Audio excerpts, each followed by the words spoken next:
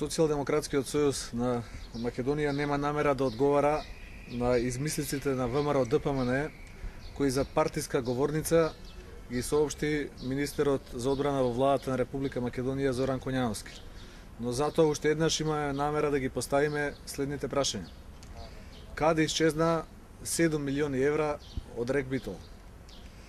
Каде е моралната и кривична одговорност на тогашниот генерален директор на Рударско-енергетскиот комбинат? Дали е можно, како генерален директор, да не знаел за тие 7 милиони евра? Како е можно да се одреди притвор за див коноп за семејството Илиевски, а за криминал тежок 7 милиони евра да нема таква мерка?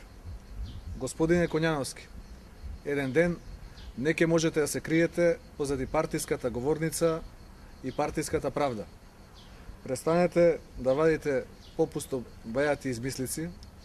Македонската јавност, вашите сограѓани во Битола, заслужуваат одговор на овие многу сериозни прашања. Благодарам.